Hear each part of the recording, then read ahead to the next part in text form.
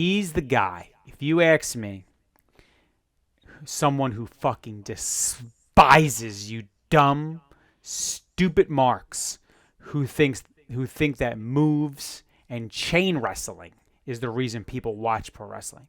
Spoiler, it's not. It sucks when that's the case. Here comes trouble!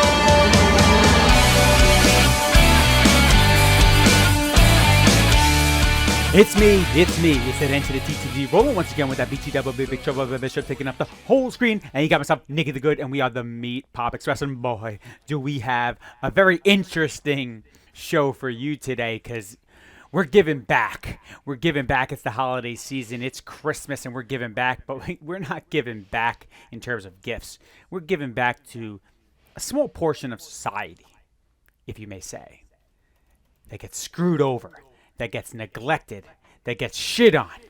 We're giving back to the anti-Big Troubles of the world. We're giving back to the Nickies of the Goods of the world. We're giving back to the short people, brother, because today's episode is about the best short wrestlers, Ben. It is my day. It is my moment. Screw you, you tall bastard. What do you have to say about that?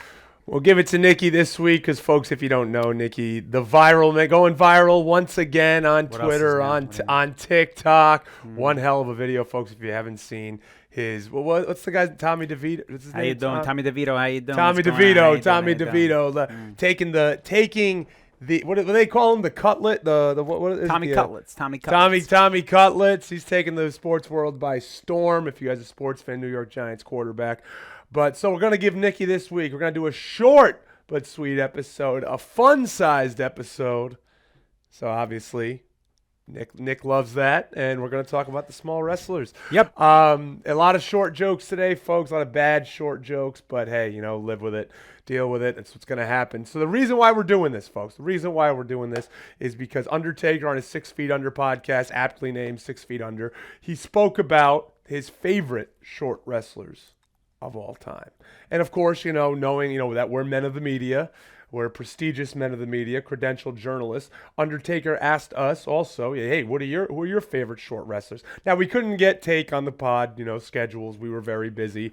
Conflicts. We couldn't make it work. But obviously, as we are respectful to guys like The Undertaker, and we gave him the first 4 picks. So Undertaker took Eddie Guerrero, AJ Styles, Kurt Angle, and Chris Benoit as his top 4 wrestlers of all time. And we gave him the first 4 picks, but now we are going to do our own snake draft of our favorite short wrestlers of all time. Yep.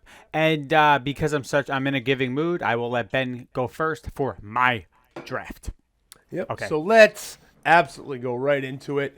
And I need to pick who I believe in. And I'm going to preface this with saying I am not a big fan of this style of wrestling. If you like it, that's amazing. That's great. It's but it's just not for me. I didn't grow up in this country, so has not been something that's been ingrained in me. Obviously, again, I like to gravitate towards the bigger wrestlers.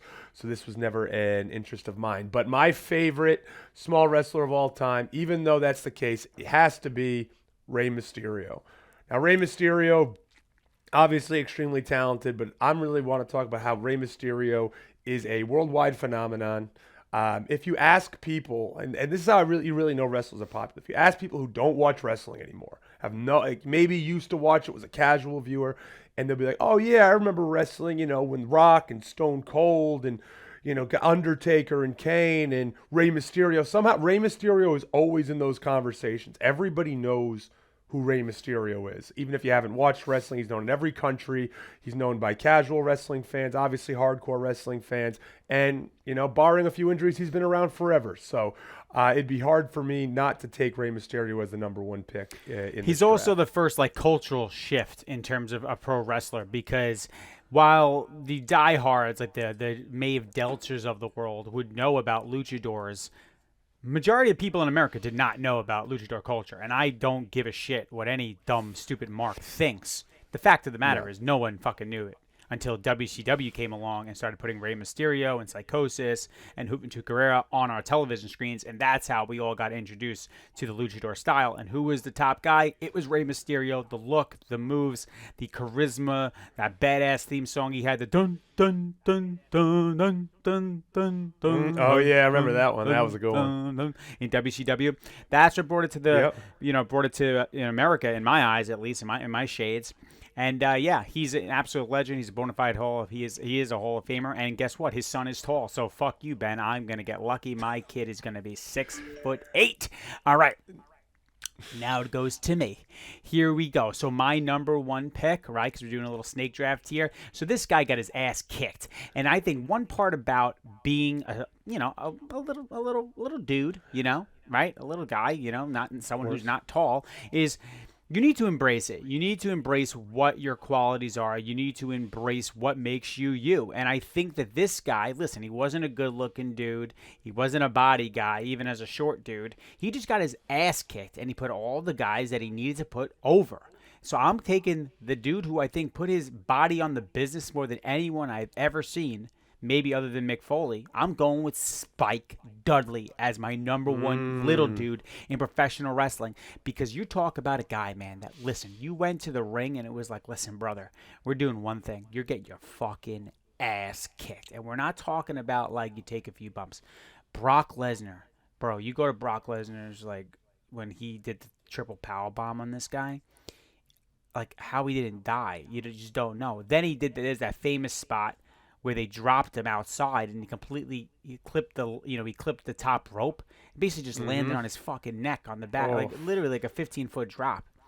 This guy put his body on the business. He's a little guy who understands he's a little guy, and he made a career out of it, and I have the utmost respect for that, because myself, I'm making a career out of being a little guy that talks great, is great pretty much at everything, and really good looking, and has the charisma of The Rock. Moving on. I'd say, and I think about Spike. He also had a great theme song in ECW. I forgot. It was AC/DC. Was it Hell's Bells or was it? I don't think it was Hell's Bells. No, it wasn't. But it was AC/DC, right? I'm almost looking it up right now. What the heck was it? I can't find it. But no, I think it was Highway to Hell, maybe. Maybe it was Highway to Hell. Folks, if you know it, let us know. We're not big dorks and nerds, so we don't know everything. Yeah, but, Sarah, I know you're listening, Sarah. Let us know. Look that up and drop it in the chat. Sarah, drop Jim, it in the Mike, comments. Jim, Mike, the guys that actually watch this damn show. Please let us know in the comments section of YouTube. All right, I got another pick, right? Yep, go ahead. Yep. I got another pick, Ben. Now, so this guy is the opposite of Spike Dudley. This guy made it legit, where a little guy could beat the shit out of those tall fuckers, out of the big dudes, because this dude was a badass. He's from my hometown of Brooklyn, New York. I'm talking about the submission machine. I'm talking about the suplex machine, the human suplex machine. I'm talking about Taz, brother. Taz was the first dude that was like, this guy could be world champion. But he's fucking credible. He's credible. You look at him, you say, yeah, he's short, but guess what? If for some reason it just fucking works. Like, it wouldn't work if he was 6'5". He's Taz. He's short. He's a Tasmanian devil. He's going to choke you the fuck out, and then he's going to suplex you on your neck. That's what's going to happen. I love Taz, and Ben, I think you can get into it a little bit.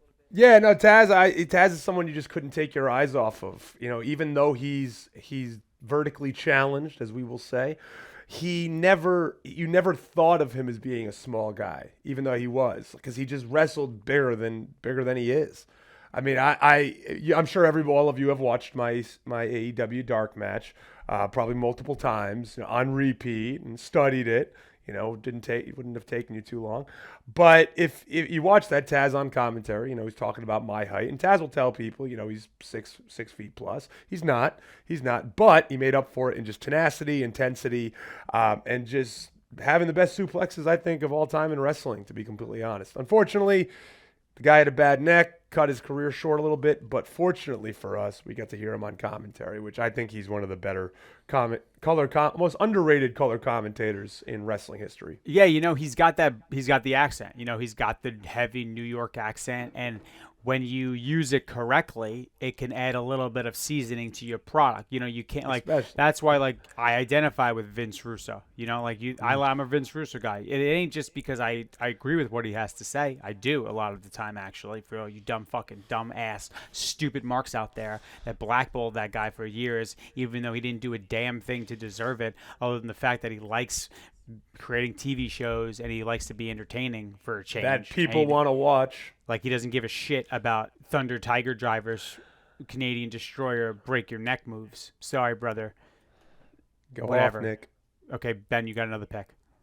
Yep. So going on to my next pick, and I have to pick this guy. It's definitely a political pick, but I also stand by this pick. Now, this guy, just like Spike Dudley, wasn't an attractive guy. I know who it is. He wasn't a big guy. He makes Spike. He makes Spike look like Bradley Like Cooper. a Don, oh yeah. So he was a guy that's been told, in 14 years in the Indies, he was never going to make it until one day, he was an extra at WWE, and he had the opportunity to go up against a kind of debuting Braun Strowman. He was there a bit, but in a new character, Braun Strowman. And he had that one line that captivated the man that makes all the decisions, the only man who has the opinion that actually matters in that place, Vince McMahon. Any man with two hands has a fighting chance. I got to go with the guy who trained me, James Ellsworth. And with listen, with my number 2 pick. And Ben, it's not political pick, whatever. This dude, you're talking about 1 in a million chance. Mm-hmm. He didn't just have a run. He was in the middle of shit. Oh, he was yeah. in there with AJ Styles, almost beat him for the world championship, right? He was there with Carmella in a storyline that she pitched that worked so perfectly. That's what I'm talking about. The little guys in pro wrestling, you're going to have some of the exceptions, and maybe they're on the list, maybe they're not, that are legit dudes that become top stars and they deserve to be top stars. Most of them were named by Taker, when he did this, before we did it, even though we should have been invited on the show. But he's just someone that just makes the best of every opportunity. And as a short person, and I know this, when you got a chance to hit a grand slam, you have to hit a fucking grand slam, because when you walk in a room, no one's really looking at you. Absolutely. They're just Absolutely. not. And that was him his whole career. It was him his whole career on the Indies. He was always overlooked, but he had it. He had the thing that, he had the charisma. He could talk. He could sell his ass off, and so he could do all the things that Vince was looking at. He's like, hey, I can make money off this guy, and he did. He had the number 1 T-shirt for a bit in 2016 in the WWE. Like you said, he beat AJ Styles 3 times, not for the title, but he did pin him when he was the WWE champion and beat him in a ladder match. And obviously his run with Carmella. So he did memorable things in 2 years. And you know what he did? He made money. I got to think he made money. That's number 1. Oh, he did. He'll let you know. He'll let you know how much he money made money. Bottom line. Okay, back to me. I think no, it's a snake draft, right? No, didn't you take? I took Ray. You took Taz and Spike, and I took Ellsworth. Oh, okay, yeah, back to me. Yeah, come on, jeez, wow, these small guys you can't short trust guys, them. Napoleon. All right, I loved this guy's run, and rest in peace to him. But I loved his run. I know it. In 99, 2000, 2001. My list. Well, you took 2 of mine, so deal with it. His run in that time period was incredible. He was a super heavyweight. Yeah, fuck with He the had scale. he had the loved scale. Just the 24/7 hardcore title vignettes when they would go everywhere, grocery stores, Discovery Zones, McDonald's, everywhere that they went. That was such good TV. Good shit, pal. I had the hardcore title VHS. I remember I watched that all the time, and this guy was the highlight of that whole video. Got to go with Crash Holly. I loved Crash Holly with the scale, coming out, calling himself the super heavyweight. Everything about Crash Holly in that 3-year period was gold. And theme song too. The theme song when he had that and walked down with the, just fucking awesome. The scale on his back and the facial expressions and just everything about that guy. His storylines, even though they were always in like the lower mid card, were always some of the most entertaining on the show. And, they brought the 24/7 title. They had it, but it wasn't the same as the hardcore title and the 24/7 rule. And, he came up with the 24/7 rule. He said, I'll do it. And then he's like, I can't do this anymore. And everybody, Pat Patterson, Gerald Briscoe. Yeah, it was hilarious. Sally and catering, pinning them. Oh, it was the best. That was some of my favorite, most memorable stuff from the Attitude Era. So I had to put Crash Holly on this list. He was on my list. I was going to bump him up to my third pick. He was going to be this pick just here. But it kind of puts me into, it allows me to take this person. And this is a female. Oh. Okay. 5 Feet of Fury. I think Alexa Bliss is one of the best female wrestlers in the world. She's legitimately like 5 feet tall. And what I like about Bliss is that, comes from a background of I guess a gymnast, cheerleading, whatever it may be. Mm-hmm. She was the manager. Yeah. She was the manager of in NXT. That's pretty much what she was positioned to be. I don't think anyone ever saw her as someone who could be like the face of the women's division, and she was. I also think she's one of the best female promos that they have. I think she's one of the best on the mic. She could play the heel role great, and she could play a baby face great. She did a hell of a job of her heel run, where she would just flip on the audience and stuff like that. She then got she got paired with Bray.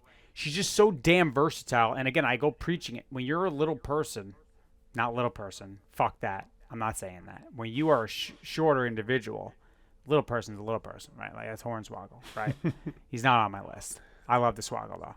But when you're a shorter person, you need to be able to just thrive wherever you're put. That's just the reality of where society is. And I think she did that more than anyone.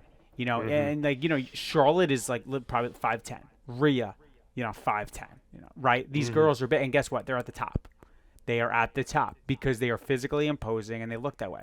Alexa Bliss is legitimately 5 feet tall, but for some reason she becomes a threat. She is a threat. And she was a manager. I thought she did a great job. Oh, yeah. And not too hard on the eyes. So. Yeah, I'd say, yeah. That's safe to say. I think Alexa, she was a manager. Look, and she's the only one that's left there out of the three of them. She's still there. That's all I thought she was going to be. I thought she was just going to be, something to good, someone to look at and be like, okay, they got a cute valet out the ringside, but no, she turned into one hell of a performer, one hell of a wrestler. And I hope she comes back soon. If she just had a kid, shout out to her and Ryan Cabrera. Hendricks. Hendricks. They named the kid Hendricks. A sweet ass name. Cabrera. That's a cool name. Any name with an X in it. I swear, I think it's badass as hell. Yeah. I met Ryan Cabrera, nice guy. I haven't met Alexa Bliss, but of course, close. How tall is Cabrera? Cabrera's not a short guy. Cabrera is probably like 6'1". If you asked me how tall is Ryan Cabrera, I would have said 5'8". No, he's like tall, slender guy. Yeah. Mm-hmm. I like him. I've always really liked that nice dude. And very nice guy. Ryan Cabrera's a very nice guy. So yeah, we're big Ryan Cabrera fans here on this pod. Maybe we'll have a whole pod just for Ryan Cabrera and his few songs. I'm not against it. I think maybe that might be the next show. That might be the next show. Tier list of Ryan Cabrera songs. Tier list of Ryan Cabrera songs. All right. So Nick, I think you got another pick. You got your last pick. I got another pick. My last pick. This is tough for me. Can you just rattle off who the Taker took one more time? Yep. So Taker took Eddie Guerrero, AJ Styles, Kurt Angle, which is a weird one. I never would have put Kurt Angle in that, but hey, and Chris Benoit. Yeah, Kurt to me was a little bit too tall for this list. I think he's 6 foot. I think Kurt is a shoot 6 foot. Yeah, so, I wasn't looking at I was trying to look at legitimately like 5'9". Your build is 5'9", but you're probably not 5'9". That's what I was looking at. So I'm going with this guy because when I was watching WCW back in the day, Jericho, who I don't have on this list because I do think he's closer to 6 foot. I don't think he's not 6 foot, but I think he's closer to 6 foot. This guy was in a direct feud with Jericho in my heyday when Jericho became my favorite wrestler of all time, that 96, 97, that era. And he didn't say much, but he had a cool-ass nickname. the Iceman. He's a man of 1,000 holds. Mm-hmm. And he's the guy, if you ask me, someone who fucking despises you dumb, stupid marks who think that moves and chain wrestling is the reason people watch pro wrestling. Spoiler, it's not. It sucks when that's the case. It sucks. But this guy made it cool, man. He was the man of 1,000 holds. He was the Iceman. He had a badass theme song. He did this thing with his wrist, and he didn't have much expression on his face. I'm going with Dean motherfucking Malenko, brother. That's who I'm going with. He's not Italian, but he's got the maybe he's Italian. I don't fucking know, but he's got the vowel at the end of the name. I'm going with Dean fucking Malenko, the Iceman. Okay. He just made it so fucking legit, brother. I mean, that's a great that is a great pick because, like you said, yes, he did all the things that we usually say are boring in professional wrestling that no one really cares about, but he had that extra like attitude to it that made it like, okay, I can't like not a watch fucking this guy. Gimmick, like a damn Yeah, gimmick. He like actually had his character was the man of 1,000 holds. Yeah, So, so he made it. you were conditioned as the audience because it's a character that this guy is really good in the ring, not someone whose name rhymes with Fila Fluta. Yeah, exactly. And you know what? And then he showed some of his range as a character. Remember some of the stuff with Lita when he got to WWE. Yeah, man, when he was courting Lita and got beat up by the Hardys in the hotel room. So he had personality, but he was obviously just such a good wrestler, such a great hand that he did what he needed to do. All right, Back to you. I think the final pick is mine, and I cannot believe for the week that Nick had in celebrating his Italian heritage. Oh no! And I was gonna mention him. the week that he had, and he doesn't pick this guy. He's been riding the high off Italians for God knows how long, especially this week. I will explain this after. And he doesn't choose him. It's a slap in the face to all the paisans out there. Because I'm going to And explain. he did not choose him. He chose Dean Malenko over this guy. I'm going with, you can call him whatever you want, but he is the greatest Italian gimmick of all time. I think. Shout out to Santino as well. He's a close number 2. But I got to go with Little Guido from the full-blooded Italians, where half that group wasn't even close to being Italian. Tracy Smothers was in the full-blooded Italians. It was the best with Big Guido and what was the other guy? Who was the other small? I don't fucking know. Probably Tommy something. Yeah, I think it was. Tommy something. Tony Marmaluke. Tony Marmaluke. There was like there was another like a black guy. It wasn't Italian. Oh man, I gotta go. I gotta go with Little Guido, and then Annunzio and WWE. Obviously, we were joking with full blood at times, but also a great wrestler. Just if you really watch his matches, he had awesome matches with Tajiri and Super Crazy and all the other like light heavyweight guys in ECW. And then when he came to WWE, same thing. Looking at him nowadays, I mean, man, the guy, talk about eating his chicken cutlets. The guy looks like $1 million nowadays too. Yeah. Just take a look at him. He's still ripped. He's like almost 50 now and still looks the way he does. I think he was like a amateur wrestling champion in Jersey or New York, whichever. Same thing, right? And so I got to go with Little Guido. And I can't believe Nick didn't pick him. All right, so I want to defend myself here. I want to defend myself here. So I did not want to take one Italian and not take others because if we're talking about like on the borderline, right, there's 3 guys that I think could have fit this list based off how they're perceived in pro wrestling. So Santino's the other one, but I think Santino's a little bit taller than we think. Enzo's the other one, who I met Enzo in person. He's probably more around 5'10", right? Mm-hmm, and then there was Little Guido. And I just didn't want to choose one and not the other. I was hoping that Ben didn't take any Italians so that I could follow up and explain this to the audience as to why I turned my back on literally what my entire gimmick is online. You know, basically, I am the Italian. I am the spokesperson for Italian things and the authority on that. And I haven't even blown up yet, but I'm going to. I mean, if you're the writing's on the wall, folks. Like, if you want to get on the train, get on it now Jump because I'm on. gonna leave you in the fucking dust. The other thing I want to point out is how fucking awesome is Ben's T-shirt right now. Oh yeah, check that out. If you want to buy it off my back, believe me, I'll do it. I'll sell out. You can have it. That's a great fucking T-shirt. I didn't know you It had is that good. one. And it says get ready to get ready on the back. I love that. By the way, I use that at work. Get No one ready to knows. get ready. I use a lot. I use 2 phrases at work that people think that I created. So I always say, "Get ready." Like, we got to get ready to get ready. Like, I use that, but like in a corporate setting, and people are like, "Wow, Amazing. that's amazing." Amazing. And the other one I use is Cardona's. I always say, "Crumbs make crumb cake," and people think it's amazing. I use both of those. And I've adopted them in my language. Wrestling, folks. You can use it. You can use it anywhere. And people love it too because they just think like you're the most like zany motherfucker. I'm like, brother, these are just catchphrases. these are just catchphrases, brother. Like I call everyone brother at work. They don't even get it. I'm like, listen, brother, I got you. Like, And they probably it's endearing. It's endearing. They're It probably is like, oh, endearing. that's so cool. we're brothering. We're brothering. Brethren, it's all about brethren. You have anything else on the list before we close out? Because this is a short episode. No pun. No, no pun. nothing really. But now I'm looking at all the Italian wrestlers of all time. I think we're gonna have to do a tier list of Italian wrestlers. Okay, we will do that. I think I think we do that next episode because I'll probably have another video out by then, and I'll probably go viral again. And I think it's fitting to just put the show on my back for a week, and I will use my Twitter prowess to make sure that we get millions of views. So I will say it was Highway to Hell. So Oh. I was right. I Alright. said the second Good. choice. It was Spike Sarah's- Dudley's ECW entrance. It was Highway to But what's funny is I know Sarah definitely stopped the video to comment. Hell. Oh, 100%. You know she did. Like, Sarah, said I'm it. talking to you right now.